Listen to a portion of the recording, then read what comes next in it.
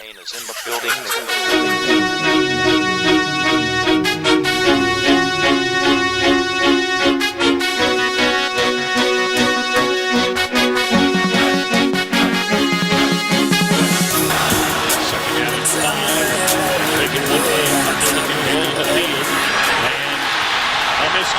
It's intercepted by Andre Howe.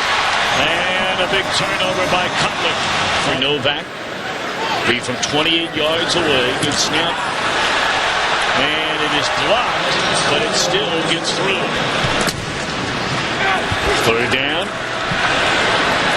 And the catch is made by Fuller. Stays on his feet. Cuts it to the inside, and look out. And he is caught from behind to the 30-yard line, and a good thing Jacoby Glenn was able to trip him up. You guys suck.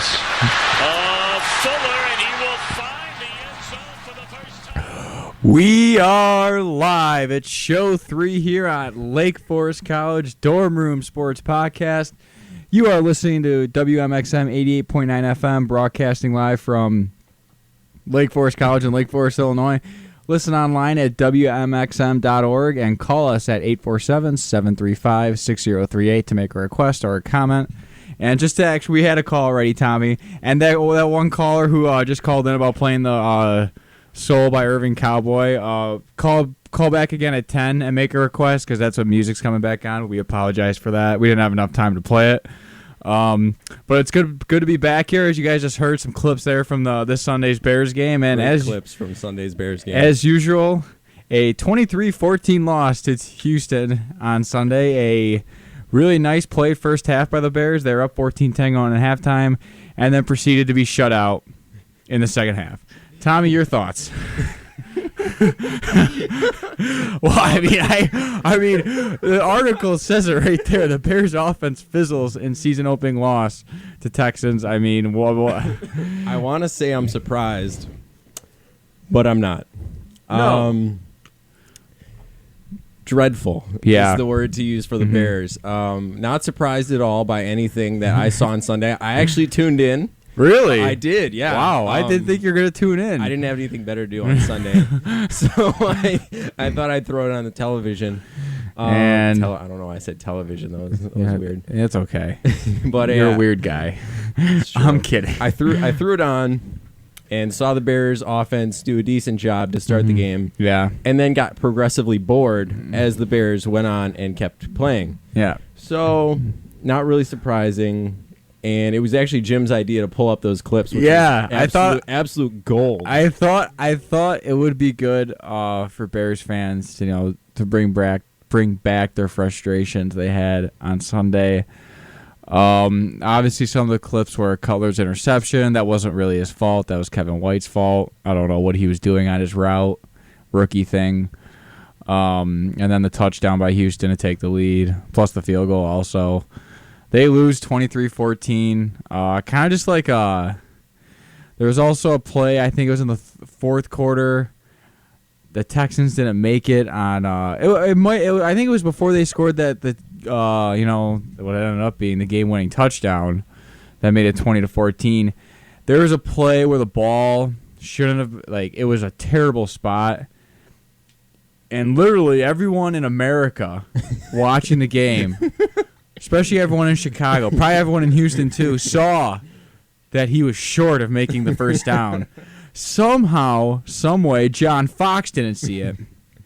With all those cameras, with all those TVs, with all those people talking all the headsets. Challenge the play, John. Challenge the play. The people upstairs had maybe they went major league and were drinking during the game. I don't know. Maybe that or whatever was going on. Drinking during the game. Whatever was going on up there, they didn't challenge. And then the Texans drive that basically put the game away, where they put 3 through the uprights and made it 23-14. There was a clear catch. It was I think it might have been DeAndre Hopkins of Houston. He made a great catch down the sideline. Great catch. He clearly caught the ball, and then John Fox challenged it. I go on Twitter, and these people are going nuts. Like, and I don't understand how that can happen. How could you not, like, with all the technology we have, and I know, like, sometimes it gets messed up in the headsets, and, like, sometimes you don't hear things, but literally, like, this is ridiculous. Like, how can you not challenge that play on like, how he was not even close to making the first down, and then the second one, how could he challenge that play where there was a clear catch? Typical Bears, I guess. And I think John Fox is a good coach, but man, the challenge, he really messed up on the challenges last week. I knew I was out of date. Excuse me. I knew I was out of date with Bears football when they start off the game by saying it was his second season. Yeah, it was the Bears. Mm-hmm. You didn't know he coached last season? That's embarrassing. Well, and then I'm just reading through this Tribune article right now. This is in bold. This is one of the subheadings. The good news from this past weekend's game. After missing 7 games last season and sitting out all 4 exhibition games, Eddie Royal seemed to be in mid-season form.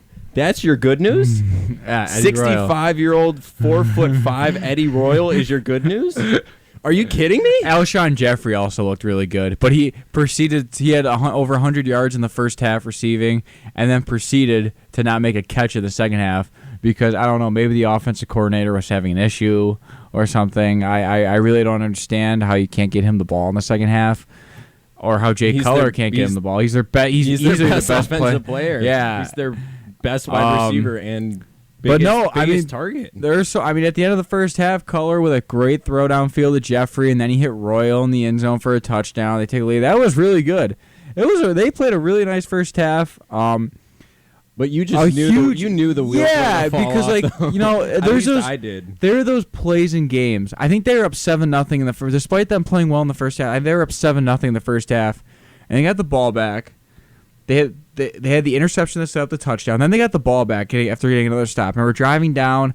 I think they were at Houston's 31, so they could have kicked a 49-yard field goal. They decided to go for it at 4th and 1, and then they mess up the snap. On a 4th and 1 play, they mess up the snap.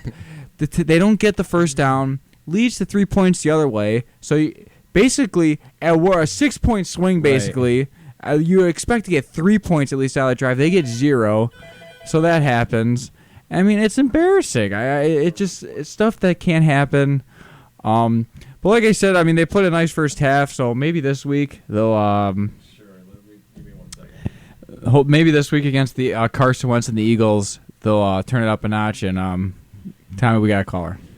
Yeah, as you were saying, Jim, the Bears will be on Monday Night Football against Carson Wentz. Carson Wentz, who threw for 278 yards and 2 touchdowns. Yeah.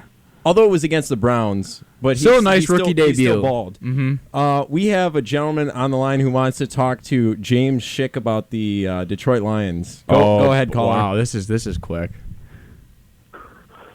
All right, here's the deal, fellas. What do they have to do to win the Super Bowl? First game was great. They blew a lead, came back, won the game. What do you guys think?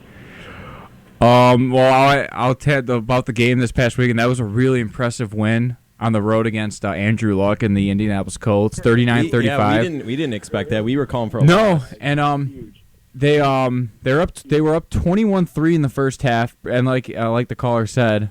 It's Andrew, by the way, on the phone. Thanks, Andrew, for calling. My roommate, Andrew Toth. And he's right. They blew it, but then they had a great drive with the field goal to win it, and then they got the safety. But other than that, what do they do to have to win the Super Bowl?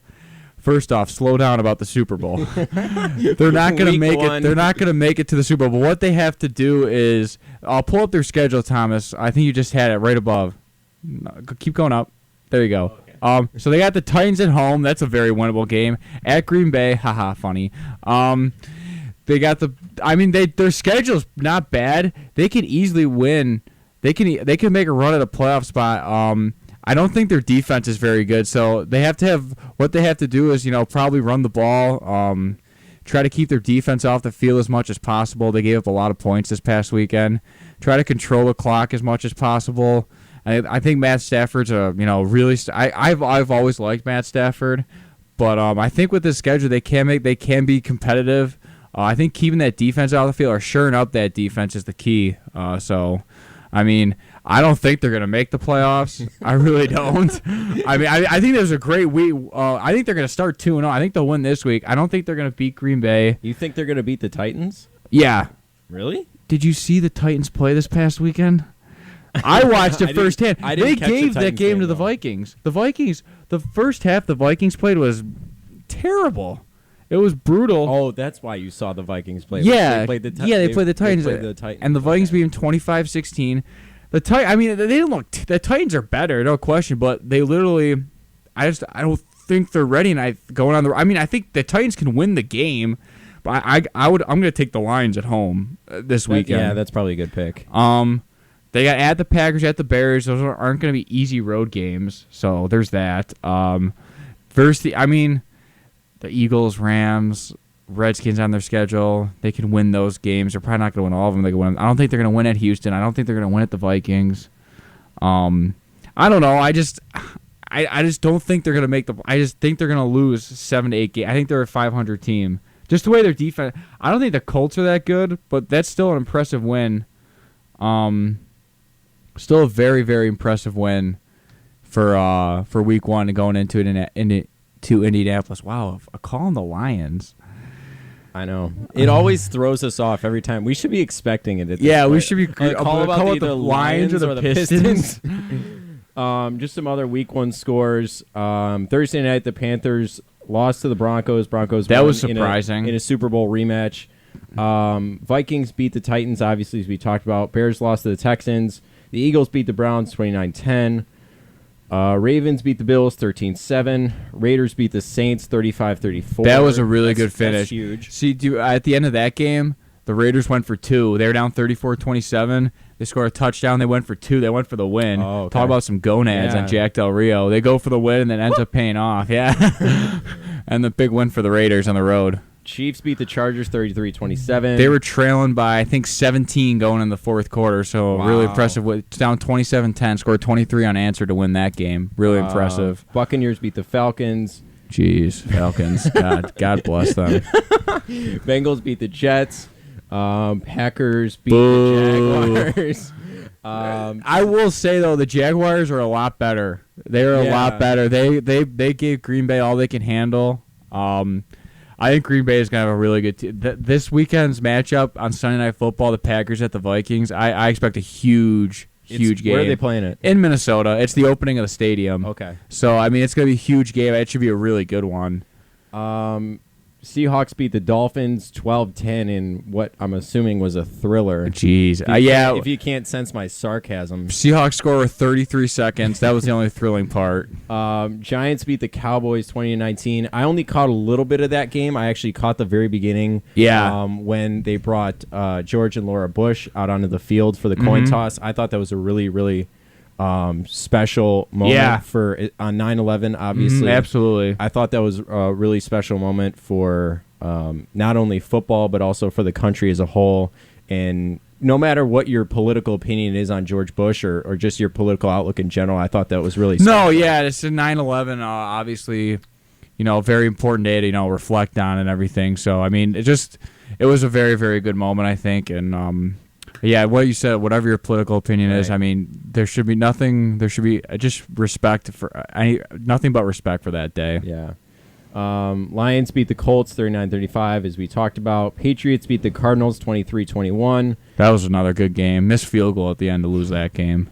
And then Steelers beat the Redskins. This was Monday night, and the Rams lost to the 49ers in a thriller. In an absolute did you thriller, see 28-0. The fan ran on the field that game. I did see that. And I think Kevin Harlan, did I show you the video? Yeah, you showed me that, yeah. Where he ran we'll the tweet field? it out. Yeah, we'll tweet it out. We'll tweet out where he ran on the field and he announced the sideline and how he got tackled. And he's like, the most exciting play of the game. Which is basically saying the Rams and 49ers suck. I mean, which they do. Yeah. I mean, the Rams, I can't believe Jeff Fisher still has a job.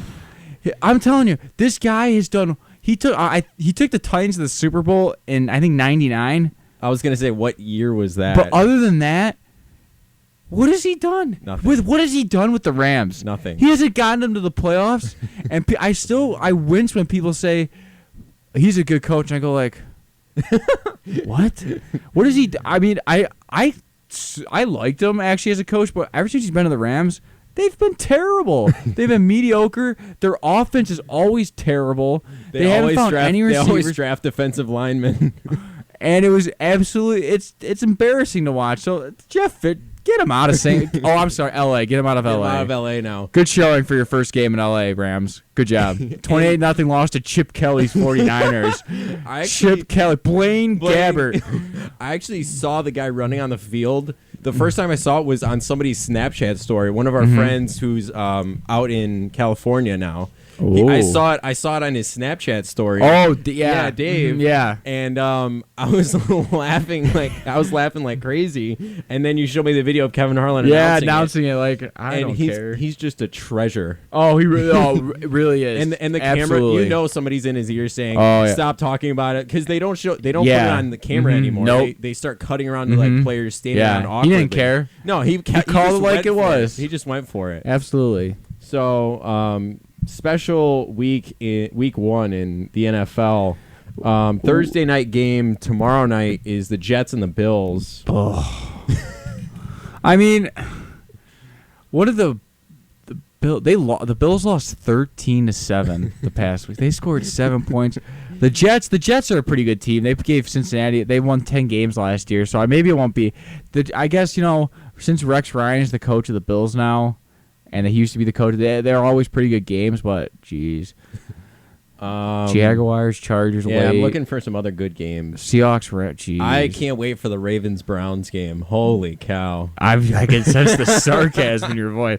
You know what? This like when I talk about soccer. Don't. Bayern Munich's playing Manchester United. I can't frickin' wait. Holy cow!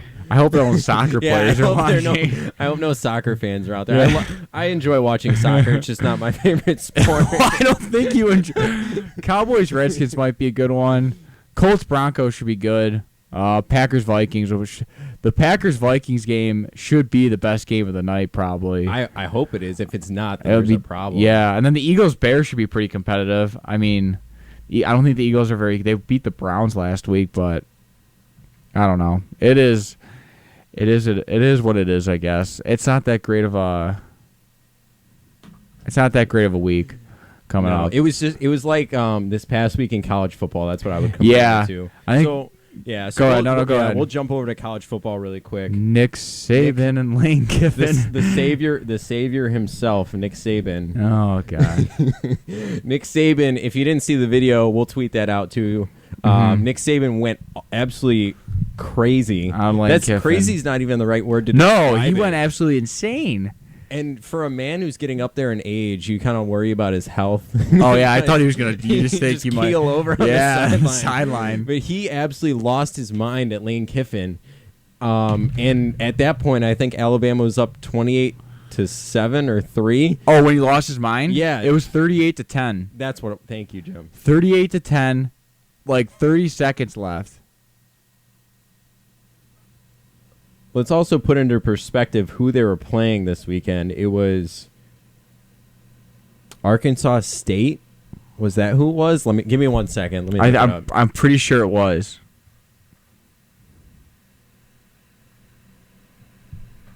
Oh, it was Western Kentucky. They were playing mid-major powerhouse Western Kentucky, and he decided to have an aneurysm on the sideline with 30 seconds left. He went up crazy. 38-10. I guess that's I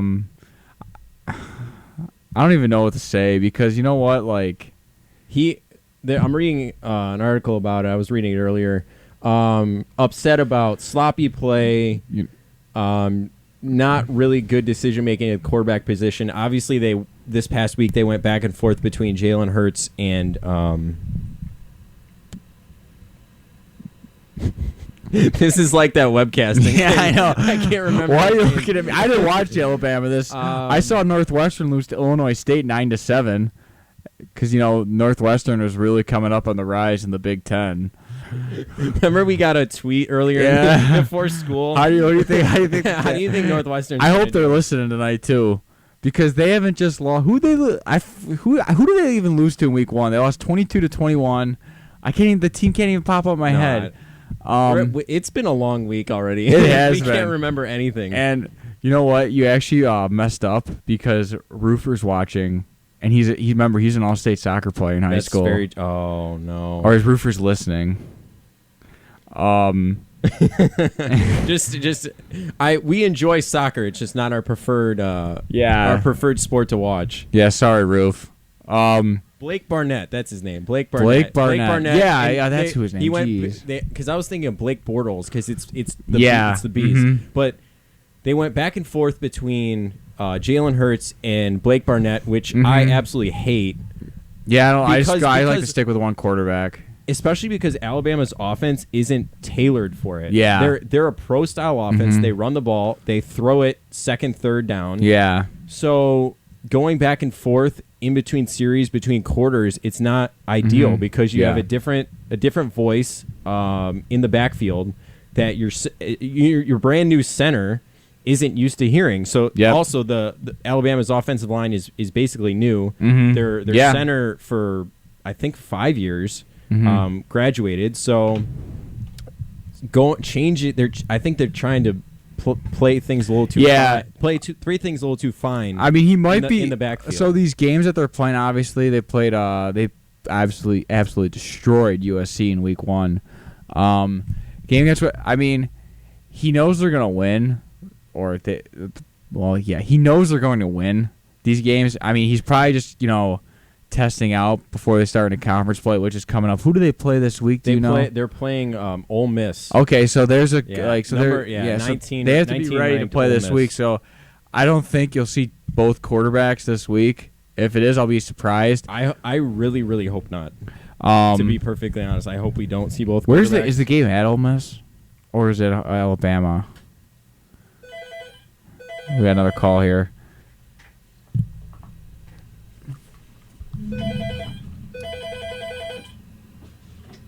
Dorm Room Sports. Yeah, the game is going to be...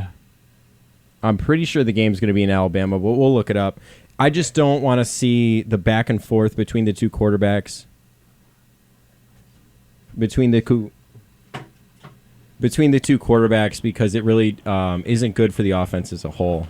I think we have a caller that wants to talk about college football. Go ahead. What's up, fellas? Mikey! Mikey! Go ahead, buddy. I wanted to talk about Michigan's soft schedule. Michigan's soft schedule. Their teams they can't even play a top 25 team in the first 3 weeks, and then I want you guys, if you guys get the chance, talk about Northwestern's absolute embarrassing start to the season, and then a little Notre Dame action. Okay. Well, we got 6 more minutes of college football, so I think we could tackle those 3 issues in 6 minutes. Fellas.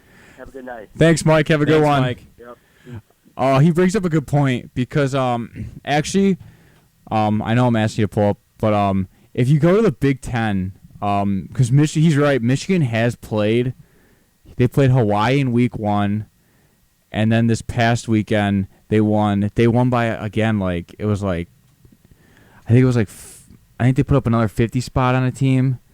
I know this weekend they're playing Colorado, who obviously it's like I compare it to Notre Dame football because they're not affiliated with a conference. Yeah, but they're actually playing. They played Texas on a road game. They got upset, but by a team that has been relevant since 2005. I agree, but I think it's playing Texas and then playing Hawaii is a lot different, especially Texas on the road and then Hawaii at home. They killed. Yeah, they beat Central Florida. Yeah, they killed Central Florida. Was that 44 to 51-14? 51 to 14.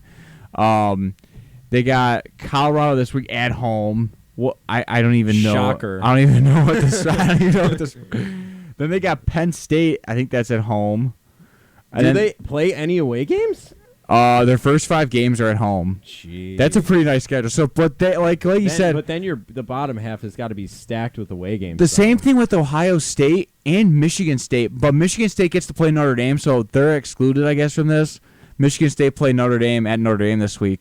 Michigan and Ohio State did really stack their schedule with easy opponents the first 3 weeks. And they really did not play. I think it's fun. I think the Big Ten and SEC should play each other. Like the basketball. Like, and what he was saying, I think they should do that because, like, I think that'd be awesome because Mike actually brought up that point, who just called in. He said the Big Ten SEC should play on, like, maybe not week 1, but maybe week 2. Build it in. Yeah, but maybe like week 2, like, because if Michigan played Alabama, I think Alabama would win, but I still think it'd be a pretty competitive game. It'd be entertaining, competitive game for college football and all the networks. It'd be great. Concern about revenue and everything. That loss, it'd be huge. And that loss doesn't kill Michigan if they lose to Alabama. Like, no, if they win the Big Ten this year, if they win the Big Ten championship game, they're in the they're in the Final Four. Yeah. They're in the Final Four. Like you said, a loss to Alabama early in the season doesn't kill them, but a loss to Hawaii, Central Florida, Colorado kills them. That kills them. Yeah. So it's like, do I want to run the risk of losing to a mediocre team or play an absolute stud early and then still get that benefit of the doubt later in the season from the selection committee? And we won't get into this right now. We'll save it for another show. But I still want the BCS system to go back in place because I have a very strong opinion about the college football playoff that I do not like at all. Well, we'll talk about it another time. Okay. But I don't like how, and I know this is how it used to be, but they didn't technically play another game for it. That you could be it would rotate. So the national championship would be the Orange Bowl technically. Yeah. So if you won the Orange Bowl, you would be technically the national champion. But now this year you can win both games. And obviously since they started the college football playoffs, I don't like that because it's like you're Orange Bowl champions and national champions. Yeah, it's interesting. I don't like it at all. One thing to note is I shouldn't say that they don't play Ohio State. Ohio State did have cupcakes their first 2 weeks, but they do play Oklahoma this week, so that will be one to watch. So that's what I think Michigan should have done. So I get his point. Like, they should they really should be they should schedule an opponent like Alabama or like an SEC or LSU. That'd be fun. By the way, the game Ole Miss Alabama is down in Oxford, Mississippi. I apologize. What are you doing on Saturday? You doing anything? I'm going to the Florida Georgia Line concert. Yeah, that's right. Actually, speaking of the Cats, before we go to break here in about a minute, and then we'll actually talk about Notre Dame. We'll talk about Notre Dame Northwestern right here for about a quick minute. Northwestern is 0-2. They lost their first 2 games at home. As bad as that is. We got a text. Lake Forest College football or basketball will be in attendance. Yeah, they'll be at the Duke Northwestern game. That game is going to be so televised and so popular. I can't wait to watch that game. Northwestern, no, I'm kidding. Duke and Northwestern. I mean, obviously, when you lose to Illinois State at home 9-7, that's as bad as it gets. Illinois State is a solid football program, but should they have beaten a Big Ten opponent on the road? No, definitely not. Just like I'm not exactly a Notre Dame fan, I'm not exactly a Northwestern fan, but I'll be unbiased. They've gotten a lot better over the past couple years. But losing to Northwestern or losing to Illinois State at home, they're having a terrible year. In week 2 is not. You couldn't have a worse start to the year at 0-2. They lost to Western Michigan in week 1, 22-21, 9-7 at home in week 2. Too much offense to contain in that one. Yeah, we gotta go to break. We'll talk about Notre Dame a little bit later, Mike. So we'll tackle them if we can. But we're gonna go to break here, and Tommy's gonna. We'll go to break and we'll be right back.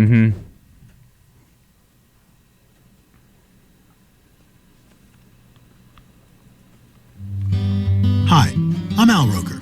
Let me tell you what's happening in your neck of the woods. Right now, 1 in 6 Americans don't know where their next meal is coming from. These are our neighbors, friends, our co-workers, but we can do something about it. Visit feedingamerica.org/hunger and find the local food bank in your community.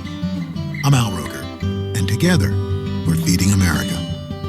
A message from Feeding America and the Ad Council. Ranger Station, Ranger speaking. Hi, I'd like to report a bear sighting, as in Smokey Bear. Continue. I was burning yard waste. He told me to remember that if it's too hot to touch, it's too hot to leave. 9 out of 10 wildfires are caused by humans. That means 9 out of 10 wildfires can be prevented. I know that now. As usual, the talking bear gets all the credit. Always burn responsibly and contact your local fire department for open burning regulations. Brought to you by the U.S. Forest Service, your state forester, and the Ad Council. Learn more at SmokeyBear.com. Only you can prevent wildfires.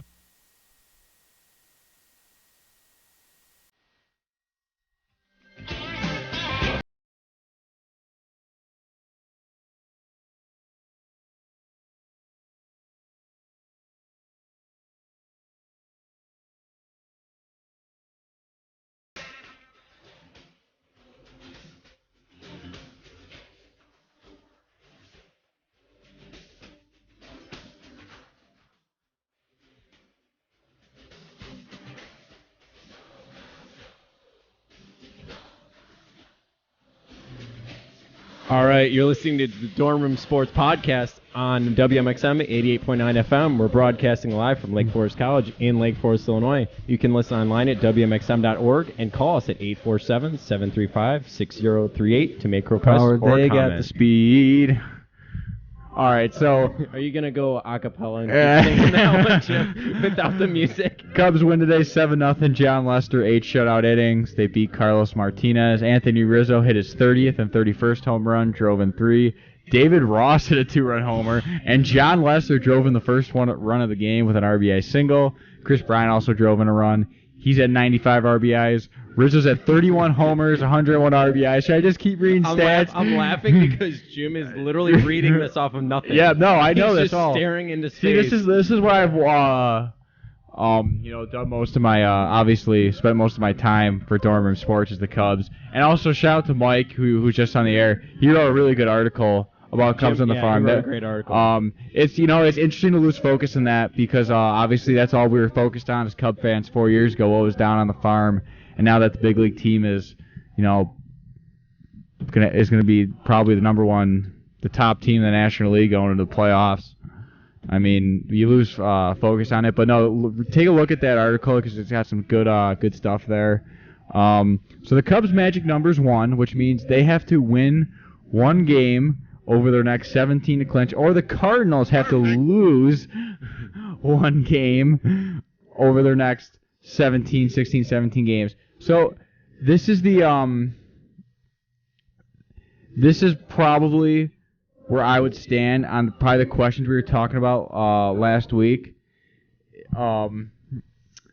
with the pitching, how they're going to line up their pitching staff, and last week I said I don't think the question was answered yet, even though I had in mind what I want to do, and I'd still stick with what I had in mind. I just didn't say it. John Lester definitely should be Game 1 starter of the National League Divisional Series. Kyle Hendricks should go Game 2, and Jake Arrieta should go Game 3. I think if you don't want to start with Arrieta? No, because if you look at I've looked at all after watching all the games, this year, and being at some of them. And I'm not saying Jake Arrieta's had a pretty good year. I mean, he's had a really good year. 17-6 with a 2.91 ERA. John, you can't get much better than that. No, but the thing is, the Cubs pitching staff has, and what I mean, I think Kyle Hendricks is 15-7, but take out the records because those really don't matter. They do the win-loss record. I don't think that truly is a true stat of what the pitcher's done. I look at ERA. Hendricks' ERA is 2.03, best ERA in baseball. He's been absolutely insane since the All-Star break, a 1.33 ERA since the All-Star break, and he has and he's been absolutely deadly at home. I think his ERA is under 1 at home. Jeez. I forget that stat. Lester, that one you forget. Lester is record at a 17-4. I think his ERA is at 2.31 or something. It was at 2.5 entering in the game today. It's probably at 2.3 something now. Him and Hendricks both have cases to win the Cy Young this year. That's how good they've been. Jake Arrieta has a 2.91 ERA, and the only problem And Arrieta hasn't had there shouldn't be any really concern about him. The only if there were concern, it would be over his control. I was looking at a stat, not in class. Are you waking during that, or was it like not in class or not in class? He had 48 base on balls, 48 walks, all of last year. This year he's 69, with still 3 more starts probably to go. For some reason, once he gets into the 5th, 6th inning, he starts to lose control a little bit of his pitches. He has a ton of movement on his pitches, but I think we got so spoiled of how great he was at the end of last season last year. I mean, you remember watching? I remember that, yeah. And he was insane. But now that we've seen him struggle a little bit, he hasn't been Cy Young material probably the past couple months. As he was really good in April and May, but he hasn't been like that. He wasn't as good as he was last second half. So, I think he's a perfect pitcher for Game 3 right now. I'm going with Lester. Lester and Hendricks have been absolutely great in July, August, September. I think Lester's starting his run, a run like Arrieta did last second half, because Lester's done it before. I think he's he's great in September and October. And if he starts and if he gets on this run where he's pitching, the last 3 starts have been against the Giants, Astros, Cardinals. All 3 of those teams are fighting for their playoff lives right now. I just pulled up the standings. Yeah, and the Cardinals are fighting for their playoff lives. The Giants are in the wild card spot right now. So the Cardinals and Giants are potential playoff opponents for the Cubs in the first round.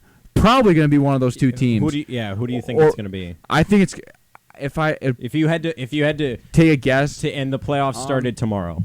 If the playoffs started tomorrow, I'd probably say that I'd give the edge to the Giants because they'd have Bumgarner going in that game, that wild card playoff. I don't like the Cardinals in a 1-game playoff. I like Carlos Martinez, but I just don't. I think matched up with Bumgarner, I just don't think that's a good matchup. The Mets are in the second wild card right now. They have Syndergaard. He's top notch too. He's lights out. I think. I misspoke. I think it's either going to be the Mets or the Giants the Cubs see in round 1. Okay. I don't like saying the Mets I'd rather see because last year they swept us and they have a great pitching staff. The different thing is there's no Matt Harvey this year. Jacob deGrom's out with arm stuff right now. Steven Matz has also been on the shelf.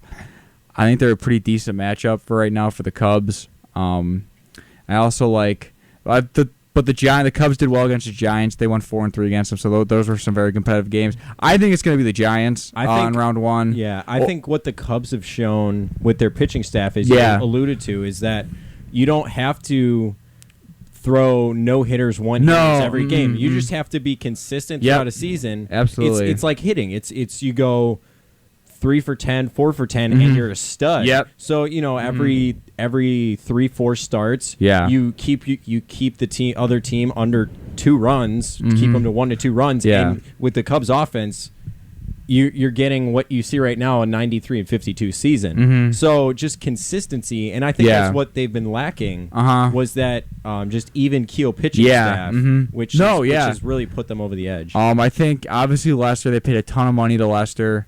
Right now, he looks worth every cent of it. Jason Hayward doesn't look worth every cent of his contract, but John Lester is looking every cent of that. I think it was $155 million. There's no chance though that Hayward was going to live up to that. No. From a pure numbers perspective, there's no way. chance that he was going to live up to what they paid. Yeah, it will. I mean, I just hope he hits in October. I don't think he has. That's all that matters. He hasn't hit all year, so I'm not expecting him to hit in October. But, obviously, I think they're in good position. If I had to pick, I don't like making predictions about in the playoffs, but I will. I think they're gonna play. I think they're gonna play Washington in the National League Championship Series. I think they're the best 2 teams in the National League. So we'll see how that goes. And we got R.J. Pompey. R.J. Pompey in the building. And Natalie Olson. I see you, Natalie. Don't worry. Lake Forest volleyball and Lake Forest football. Nice showing. Yeah, and we should give a shout out because Lake Forest football is 2-0. 2-0 so far this year. Wins over Beloit, and on Saturday I think they beat. Oh, that RJ left. We could have used his help. They won 42-21. Yeah, it was against some team that started with a C. They played in Carlton College. Yeah, yep. There it was. I never heard of them before, so I couldn't remember. But great start for them. Lake Forest volleyball, they've been off to a pretty decent start, and they play on Friday at. I think they play Friday. What's it called? The Red and Black Triangular. Yep. Nice little tournament. Yeah, just like the Invitational. Yeah. So if you're not tuned into the webcast, they played 6 and 8 against North Central and Benedictine. So tune into that. Your very own Jim Schick on the call. Yeah, I'll be on the call. No, it's a lot of fun. So we'll see how it goes. But yeah, I think the Cubs will play the Nationals, the National League Championship Series. But I don't like. I expect them to go not far, good to but make predictions. No, so I just focus on the next couple of weeks for the Cubs. Let's celebrate them winning the division because they're going to this weekend. Unless if they get swept by the Brewers at home, that's gonna be sad. But I think there's gonna be a big party this weekend, and there should be because it's been a great season. I like the Nationals. Obviously, they have one of the best players in baseball with Bryce Harper. Yeah, he's one of those guys that is polarizing in sports. I compare him to a LeBron, where a lot of people love him and a lot of people absolutely hate him. So it's just. And you and I talked about it kind of a little bit over the summer with kind of smaller sports organizations is they don't have that polarizing figure. Yeah. Because everyone, when you think about baseball, you think about Bryce Harper, you think about Yoenis Cespedes. Yeah. You think about those stars. You think about the NBA. You think about LeBron, Steph Curry. Yep. Smaller sports organizations don't have those. So, so people like Bryce Harper, guys like Bryce Harper, even though people might hate him, make baseball cool again. Yep. And there was a period where it was about after the steroid era where baseball was kind of struggling a little bit. It was. You had Jose Canseco, Sammy Sosa, Mark McGwire. They had their time, and then after that, it was down because there was Congress and all that stuff. But players like Bryce Harper, players like Cespedes, I'll even throw Puig in there after, obviously not anymore, but you'll throw Puig in there, I guess. Cespedes is having a really good year. And then your couple players on the Cubs, your Rizzo and Bryant, Anthony Rizzo's, your Addison Russell, Pierce Bryant's, your Addison Russells.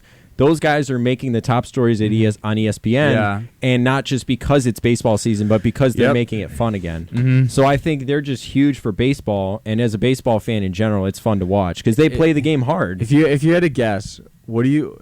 Because I know the answer. Okay. But what do you think Bryce Harper's hitting right now? What do you think his average is? I'll say he's hitting 305. 248. Wow. He's hitting 248. He has 20. He does have 24 homers and 82 knocked in. That's a very Todd Frazier like. Yeah, I mean Frazier hits 200, but no, like. And I saw that on the. I saw that on the because he's such a huge. I think Daniel Murphy's been their stud this year. He's hitting 340, but no, Harper still had Harper is hitting 248. His on base percentage is 380. Yeah, that's ungodly just amazing on base percentage for an average. That's almost 140 points above his batting average, which is really good. Which means he gets walked a lot. Yeah, when I went to the Cubs Nationals, I saw a couple Cubs National games at Wrigley this year. The Cubs walked him almost every time. Joe Madden just said, putting you on base. But yeah, so his average and home runs aren't the same. But he's still poor. He's still making the way he plays. The way he plays changed the game. And just his whole image almost. Yeah. He's got the long hair. He's got the stirrups. Yeah. And I saw it on the Sox Facebook page the other day. Todd Frazier hit his 35th and 36th home run. Yeah. Whoop-de-doo. Yeah.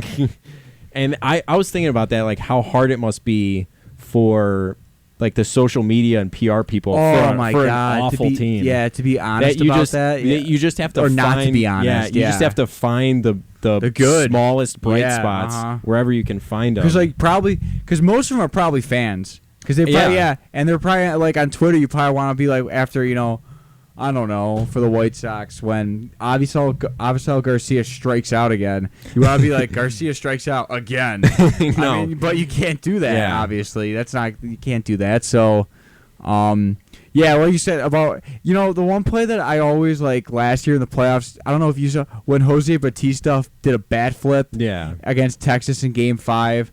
That was kind of like.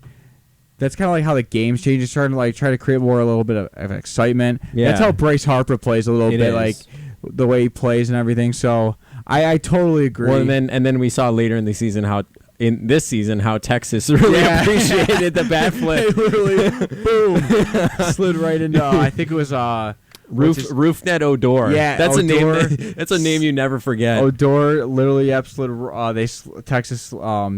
Absolutely. That was the knockout Odor. punch. Yeah, you don't forget that name. He's having a pretty good year too. Yeah, for Texas. So I mean that's funny. So big things coming for the Cubs. They are most certainly going to clinch tomorrow. Oh yeah, hopefully against. You never know.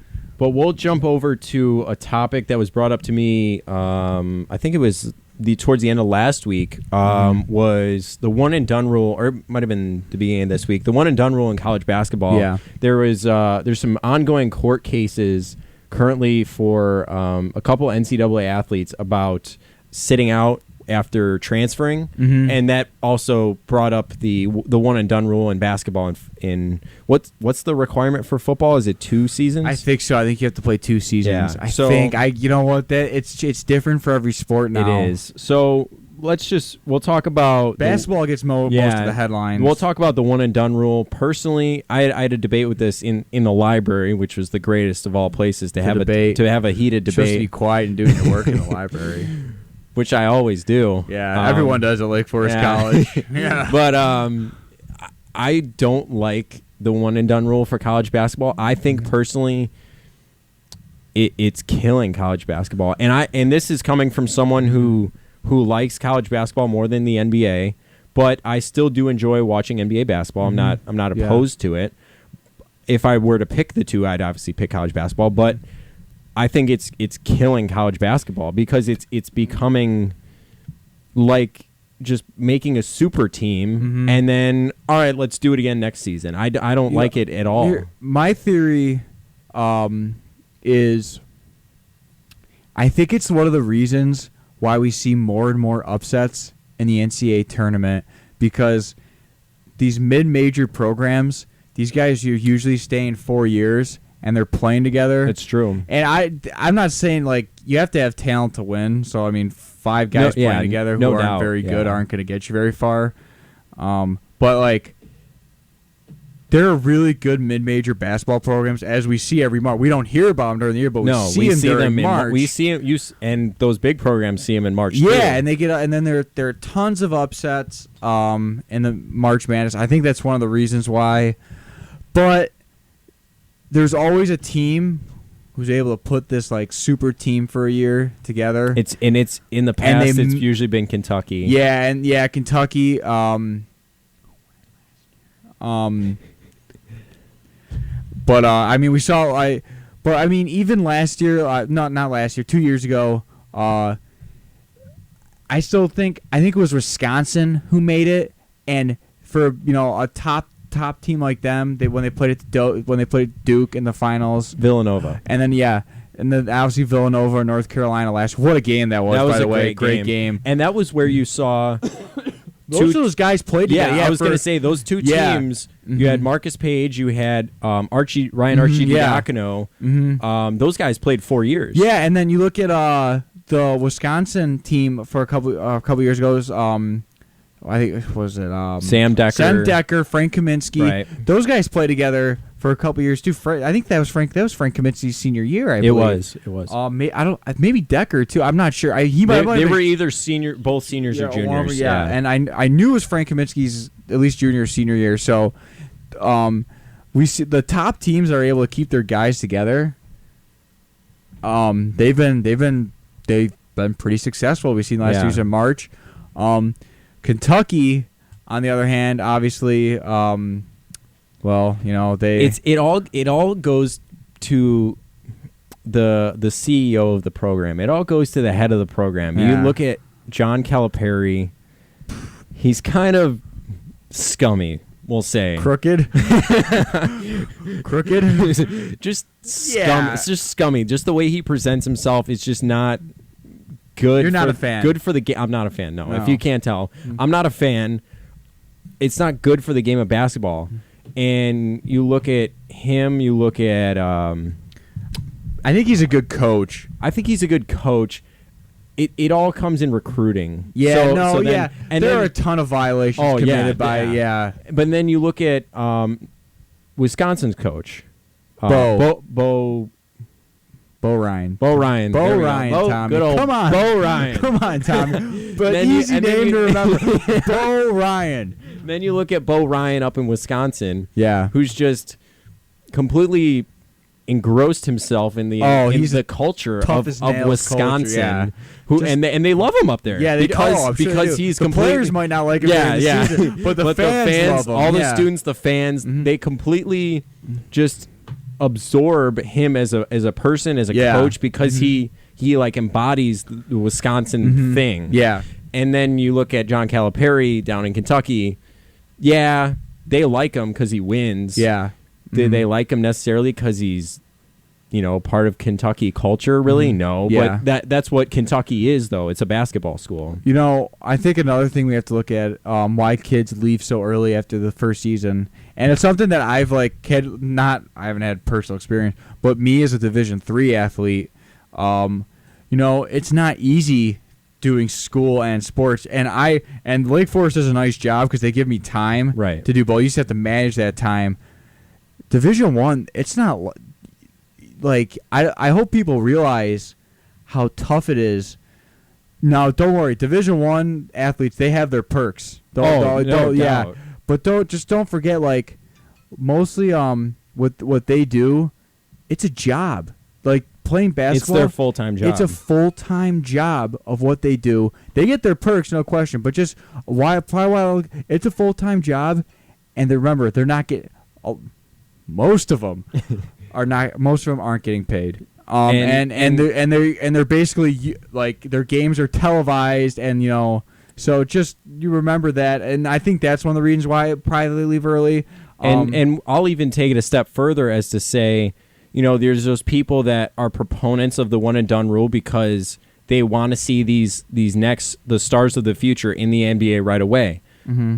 I'll say that it's hurting the NBA as well because you get these kids coming in at age 19 and 20 that aren't fully developed, No. and that's how you get teams like the 76ers. Yeah, who are basically losing on purpose. Who to are keep like getting a top collegiate draft picks. team. Yeah, they're trying to build. The one and done rule not only hurts college basketball, but also hurts the NBA, where you get the kids who aren't mature yet, physically or off the court as well. Yeah. That these NBA owners draft just because that's what's there. Yep. And then that's why you see in this past year's draft such an influx of international talent because I'll be honest, this year's past NBA draft was embarrassing. No, it wasn't good. It was atrocious. It's just I thought ESPN was televising the Euro draft. I mean, I couldn't believe I didn't know who any of these players were. like, just take out your Jabari Parkers, who hasn't really made an impact. He was hurt. Right. A lot of the first round picks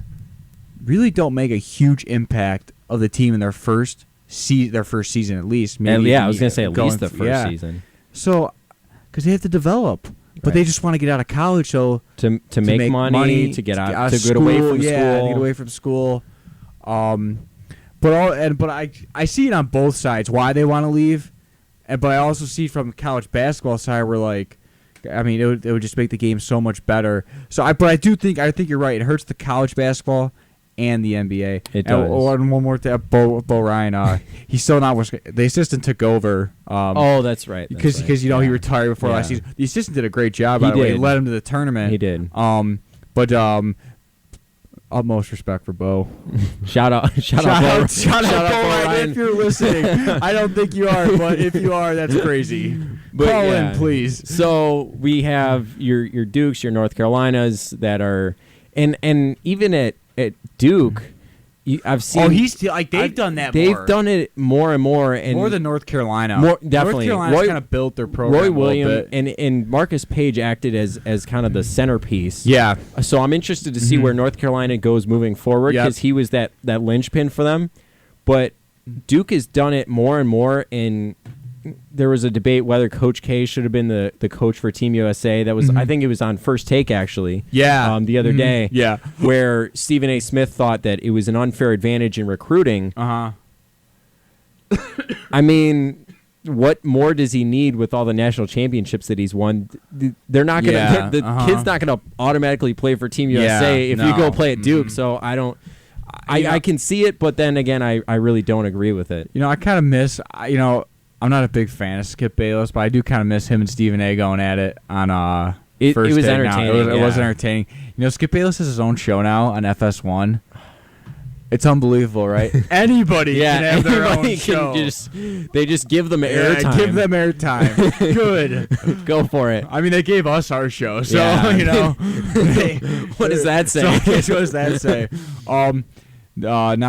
I can't believe it's. We only have 3 minutes left. That went by so quick. We should make an announcement though for next week. Absolutely massive announcement. I won't be here next week in the show. I got other stuff going on. Mike Roofer, he is a senior here at Lake Forest College. My roommate. He will be on the air tomorrow. Next week. I'm sorry, not tomorrow. If he's on the air tomorrow, that might not be good. That's going to be just him, and I'm not going to be there. Here to regulate him. No, he'll be on the air with Thomas next week. It'll be a great show. Strap in. They won't miss a beat. You should definitely listen to that because you're going to get the hard, cold You're truth. going to get a full experience next week. Full experience next week. I think it'll be good for the show, though. No, it'll be good. It'll be good for the show. It's sometimes good to throw a change-up in there. Yeah. You Can't throw straight fastballs every time. You know what might happen is Mike might do so well that they might not want me back. The world may never know. May never know. So, I hope it'll be a great show next week. So, Roof will do a great job. Maybe I'll call in next week. Call in from home. So we'll from my dorm. But that'll be huge. It'll be great. But no, it'll be great. So join in next week. We still got 2 minutes though. Yeah. So but what do you say about college? I couldn't agree more about the one and done rule. I try to look at it from both sides since I am a college basketball player. I just don't. Yeah. I have just the experience of Division I to Division III is entirely different. But like you said, they're full-time jobs for those kids, and going from high school where that's gotta be tough. You have to really fully mentally prepare yourself for something like that because it's tough because the coaches expect you to be ready right away too, because they'll say he did not come in ready. Yeah, and you have to be ready. Yep, it's a tough that's a tough debate. With college basketball, I think they have the best postseason thing out of all the college sports. That's a really tough debate. I don't think it'll ever be changed though. I don't think so, and it shouldn't. I don't think it should be. So you mean the one and done rule? The one and done rule. I don't think. I thought you meant March Madness. That March Madness tournament should never be changed. If that happens, I'll be sad. But we'll see about the one and done rule in the future. And we're closing out this week's podcast. This was podcast number 3, Syllabus Week, here on Dorm Room Sports. Fully immersed in Dorm Room Sports, so you made it to class. We finally made it to class. You've been listening to the Dorm Room Sports podcast live on WMXM 88.9 FM. We've been broadcasting live from Lake Forest College in Lake Forest, Illinois. You can listen online at WMXM.org and call us at 847-735-6038 to make a request or comment. Go Cubbies!